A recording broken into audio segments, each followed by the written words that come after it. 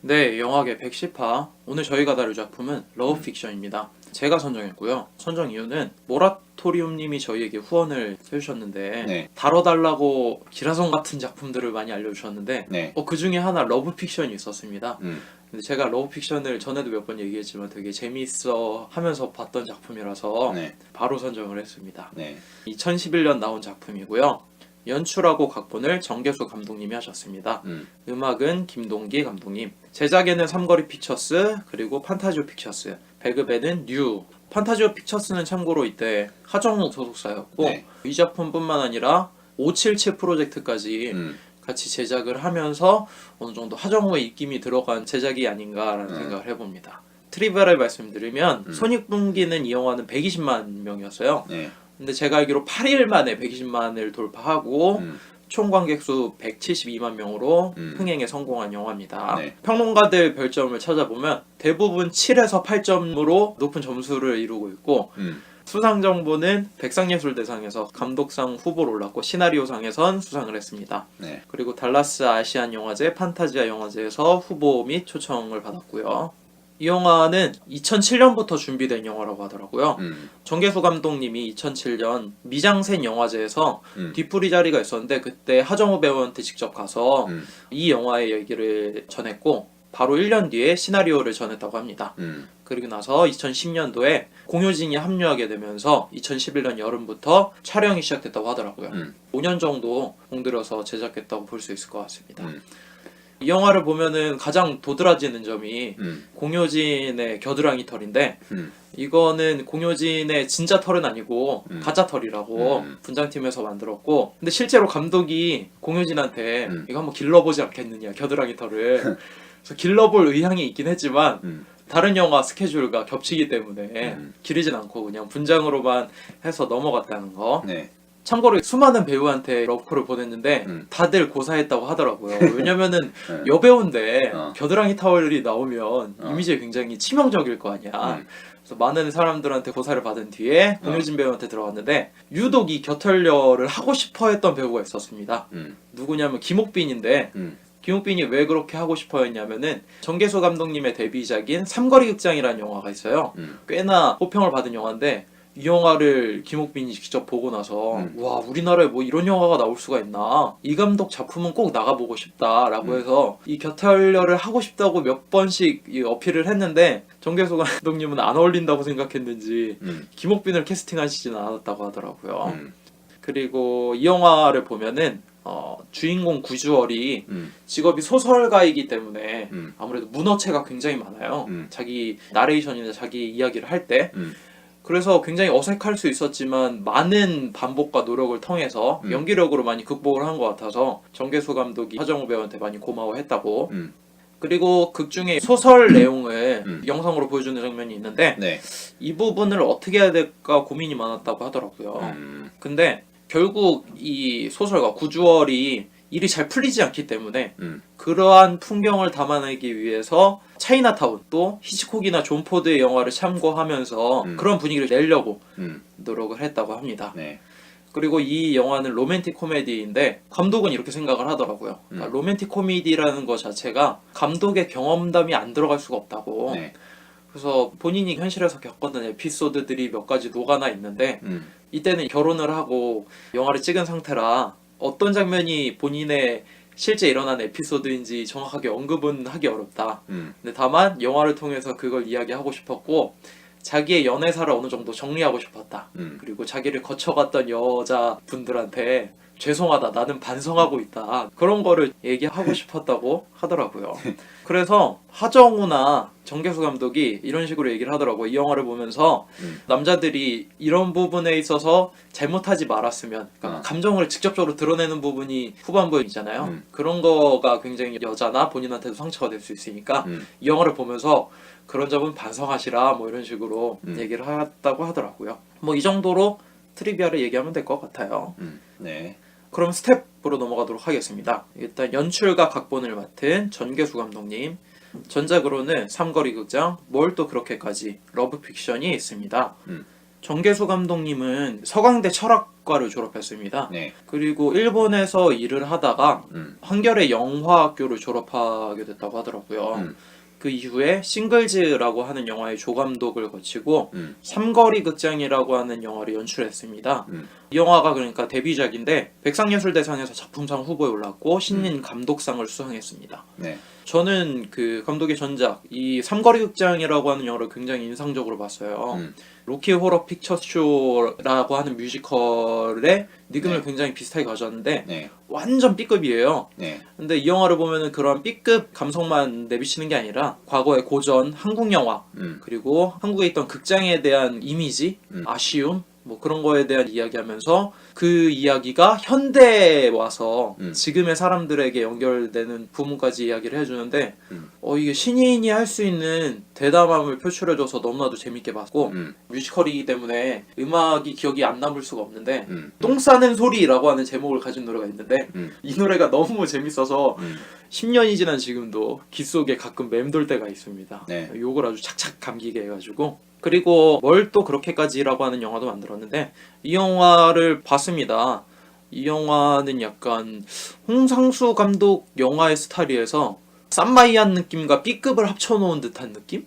주인공이 유명한 교수이자 화가라고 볼 수 있는데 이 사람이 학생과 어떻게 좀 잘해보려고 하다가 꼬이는 스토리인데 홍상수 감독 얘기는 여백을 많이 두면서 생각하게끔 한다면 정계수 감독님의 뭘 또 그렇게까지는 풋풋한 젊은이들의 예술에 대한 열정과 함께 어떻게 해보려고 하는 그 교수님의 그런 느낌? 그런 것들이 묻어나서 이 러브픽션이라고 하는 작품이 나올 수밖에 없었구나라는 생각이 들었어요. 네. 전작들이 대부분 고상한 영화라기보다는 저돌적이고 잘 얘기 안 할 것 같은 얘기들을 직접적으로 드러내면서 이야기하는 작품들이라서 이분의 취향이 그렇구나라는 생각이 들었고 최근 들어서 작품이 안 나오는 거는 아쉬운 것 같아요. 네. 다양한 영화를 많이 볼 수 있는 기회라는 생각이 들었는데 요즘 나오는 나름 CJ의 흥행공식과는 굉장히 반대되는 느낌의 감독이라서 기대를 했는데 또 작품이 나왔으면 좋겠습니다. 저는. 네.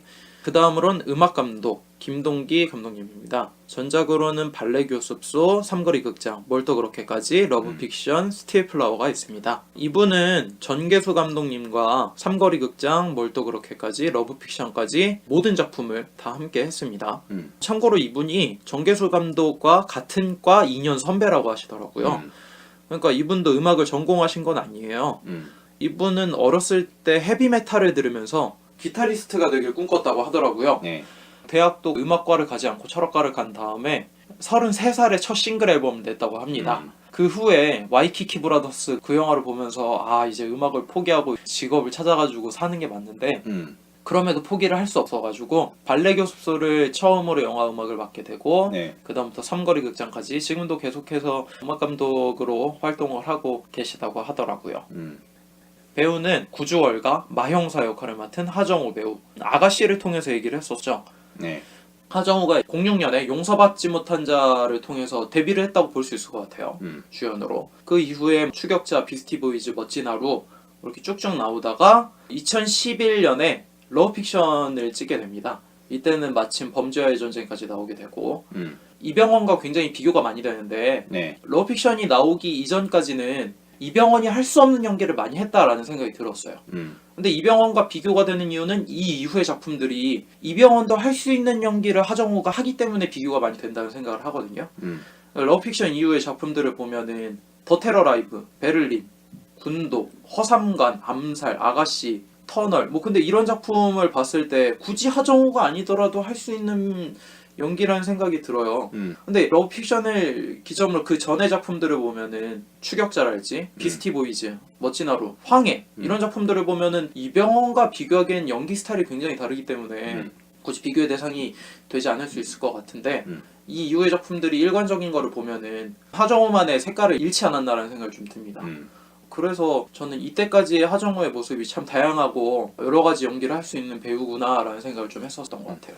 그래서 뭐 황정민이랄지 하정우랄지 이미지 소모가 많아서 피로감을 호소하는 관객들이 있는 것 같은데 저는 그건 것 같아요. 러브픽션과 577 프로젝트도 판타지오 픽처스 그러니까 소속사에서 같이 제작한 영화들이거든. 근데 지금은 이제 옮겼어 소속사를.